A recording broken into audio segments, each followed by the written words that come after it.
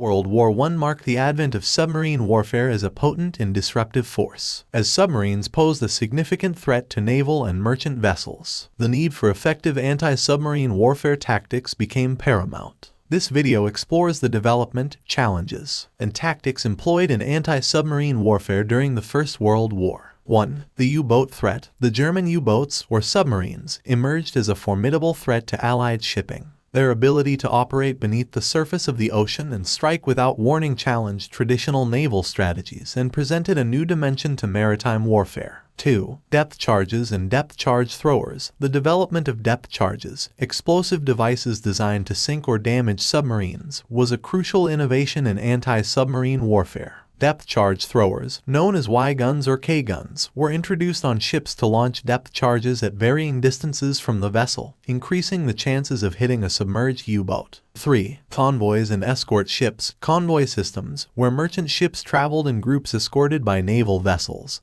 proved to be an effective anti-submarine tactic. The presence of escort ships armed with anti-submarine weapons, such as depth charges and deck guns, deterred U-boat attacks and provided protection to the vulnerable merchant fleet. 4. Submarine nets and minefields. Coastal defenses and key naval bases employed submarine nets to physically obstruct the passage of enemy submarines. Additionally, minefields were strategically placed to create hazardous zones, making it perilous for U-boats to navigate certain waters. 5. Sonar technology. The development of sonar, an acronym for sound navigation and ranging, revolutionized anti-submarine warfare. Sonar allowed ships to detect underwater objects, including submarines, by emitting sound waves and analyzing the echoes. This technology significantly enhanced the ability to track and counter submarines. 6. Hydrophones and listening devices. Hydrophones, submerged microphones that could detect underwater sounds, played a crucial role in locating U-boats. Listening devices, often mounted on the hulls of ships,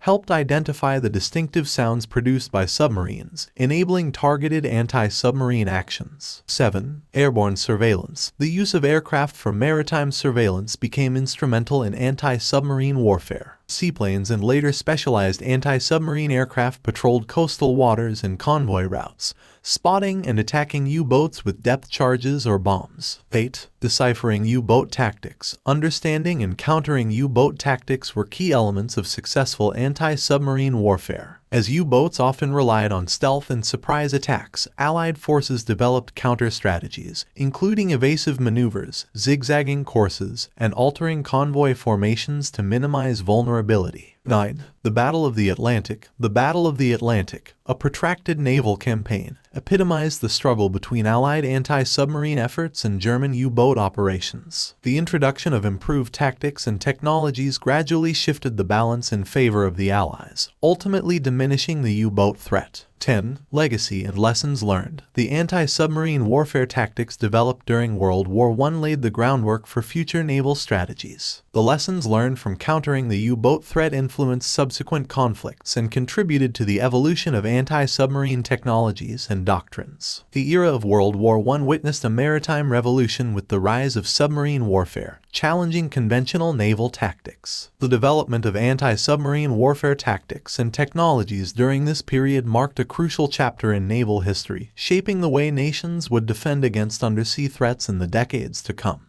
The innovations and strategies born out of this conflict laid the foundation for the modern practices of anti-submarine warfare.